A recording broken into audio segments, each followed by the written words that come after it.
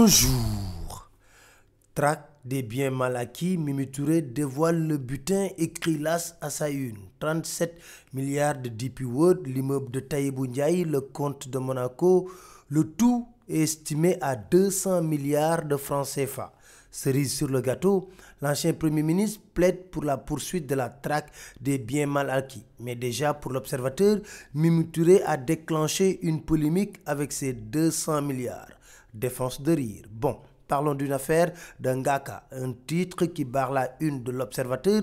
Il s'agit du rappeur Ngaka Blindé qui a été arrêté avec près de 6 millions en faux billets trouvés dans sa voiture. Ses complices, un étudiant de la FASEG et une fille. Ils sont tous placés en garde à vue et un arsenal de contrefaçon a été découvert au domicile de l'étudiant à Guédiawaye. Affaire Khalifa Sall, la Libération nous parle de l'autre guerre judiciaire. Le doyen des juges a clôturé l'information, mais la chambre d'accusation a encore refusé la liberté au maire de Dakar. Ses avocats ont déposé 2 nouvelles requêtes en attendant le procès du 3 janvier.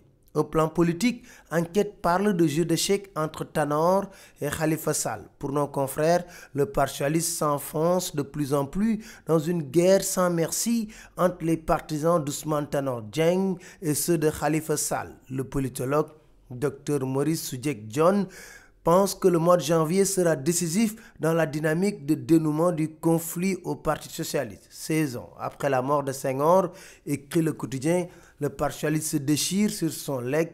C'est une bataille de légitimité entre Tanor, Aïssata Tall Sall et Khalifa Sall. Selon les Échos, le nouveau DG du port commence mal. Ababacar Bèye va faire son entrée en politique.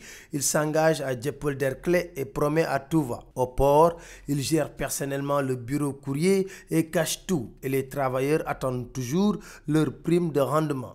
Grave malaise à Afrique Pesage, toujours selon les Échos, Sophie Coulibaly-Mbengue est dans le collimateur des transporteurs de la justice et ses supérieurs, notent les Échos. Mais pour Libération, c'est Afrique Pesage de Pedro Diouf, le fils d'Abdou Diouf, qui est au cœur du scandale. Vox Populi revient sur un drame. La boucherie de Liberté 6, selon nos confrères, après avoir charcuté sa femme, Vieux Diallo s'est évadé de l'hôpital, placé sous surveillance policière. Il est passé hier par la fenêtre de la salle de bain de sa chambre pour disparaître. Anta Diop, la victime, est dans un état critique au service de réanimation de l'hôpital général de Grand-Yoff.